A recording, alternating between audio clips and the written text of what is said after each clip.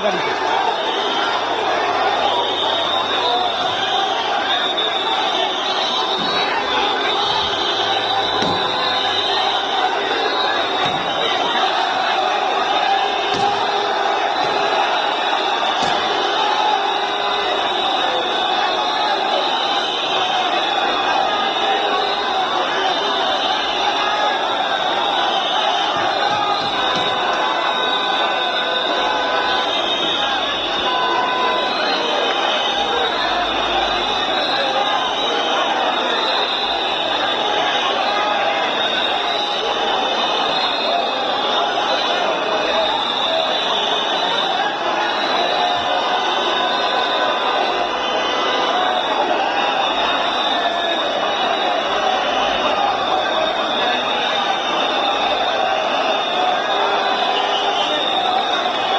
নিয়ে আসা হচ্ছে বলে এখানে দেখতে পাচ্ছি যে 3টি মাইক্রোবাস রয়েছে। আসলে কোন গাড়িতে তাদেরকে রাখা হয়েছে অথবা আনা হয়েছে সেটি কিন্তু আসলে নিশ্চিত করে বলা যাচ্ছে না। তবে আমরা দেখেছি যে আইনজীবীরা তাদের গাড়িতে কিন্তু ডিম ছুঁড়ে মারছেন।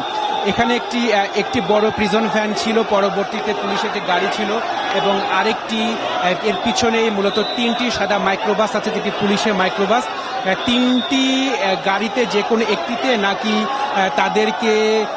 তাদেরকে পুলিশের প্রিজন ভ্যানে নিয়ে আসা হয়েছে সেটি কিন্তু আসলে নিশ্চিত করে বলা যাচ্ছে না। তবে এতটুকু নিশ্চিত যে সালমান এফ রহমান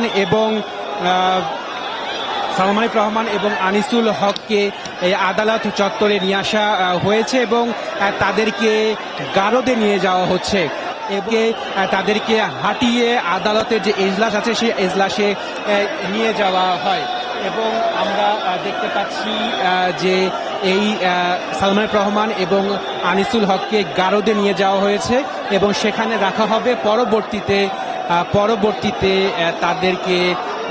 তাদেরকে আদালতে নিয়ে আসা হবে।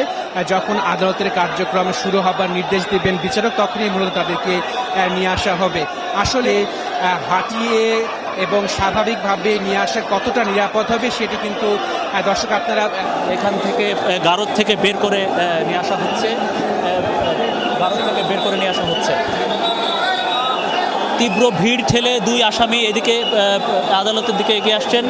আমরা আসামিদের দেখছি যে আসামি নিরাপত্তা পোশাক, ভিকটিম যাকে হত্যা করা হয়েছিল তার পিতা আদালতে উপস্থিত থেকে তিনি বলেন যে আসামিরা তাদের পরস্পর যোগসাজশে এবং তাদের নির্দেশে আমার সন্তানকে হত্যা করা হয়েছে। আদালত সবকিছু বিবেচনা করে মামলার এজাহার এবং রিমান্ড পিটিশন পর্যালোচনা করে এই আসামিদের বিরুদ্ধে 10 দিনের রিমান্ড মঞ্জুর করেন। আমরা আইনজীবীরা সেখানে আমরা ন্যায় বিচার দাবি করছি।